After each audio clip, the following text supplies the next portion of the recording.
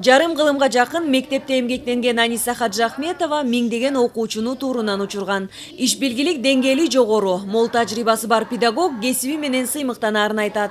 Профессию это выбрала только потому, что очень люблю детей. Мен ушунча жылдан бери мугалим болуп иштегениме бир эле себеп бар. Балдарды бүт жан дүйнө менен жакшы көрөм. Аларсыз жашай албайм, жашоомду да элестете албайм. Эгер мага жашоомду башынан баштаганга мүмкүнчүлүк берилсе да, мен баары бир ушул кесипти тандамакмын. Анткени мектеп жана окуучулар бул менин жашоом. Бүткүл дүйнөдө кайсы мамлекет болбосун билим берүү тармагы, аны реформалоо, замандын талабына ылайык системалуу өзгөртүү жана жакшыртуу бул бирден бир башкы максаттардан. Кыргызстанда да билим берүү системасынын абалын жакшыртуу абдан оорчундуу жана маанилүү. Жаш муунга сапаттуу билим берүү өлкөнүн келечегине жигердүү салым кошконго барабар. Мугалимдин коомдогу статусу жогору деп эсептейм. Себеби бул бардык жерде айтылып келе жаткандай эле ар бир балага арипти таанытып, кандай гана жашоо болбосун ошол жашоодон өзүнүн ордун тапканга эң биринчи мугалим жардам берет. Ошондуктан мугалимдин статусу өзүнүн ордун эч качан кайсы гана коомдо болбосун жоготпойт деп ойлойм.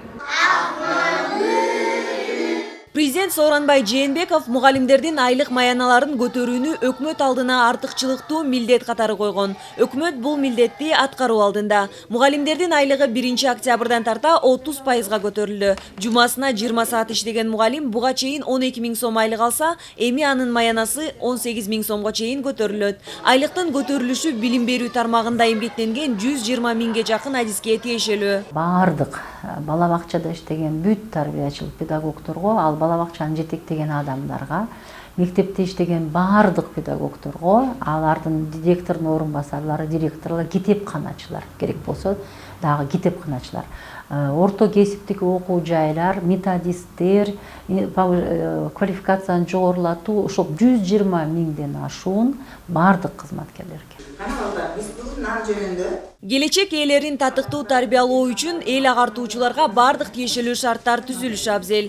Коомдо мугалимдин орду жогору бааланышы керектигин баса белгилеген Назгүл Мусаева, түйшүктүү жана жооптуу кесиптин ээлери жаш муунду тарбиялоодо бар энергиясын, күчүн жумшап келишерин айтат. Мугалимдерди биринчи деңгээлде ызааттап сыйлаганга үйрөнүшүбүз керек. Мугалим үчүн эң негизгиси акча деле эмес.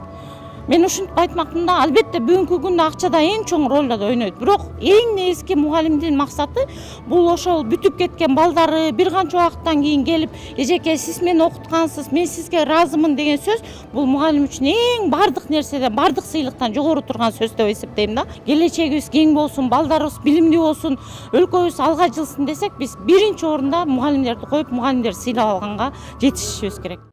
Өлкө билимдүү, демилгелүү жана өнүгүүгө умтулган муунду өстүрүүгө кызыктар. Буга ата-эне менен бирге мугалим да күч аракетин жумшайт. Ал эми мугалимдердин укугун коргоп, социалдык абалын жакшыртуу, алардын кесиптик жактан өсүшүнө өбөлгө болот. Жазгүл Бакытбек кызы, Нуркамил Асанов, Ала Тоо 24.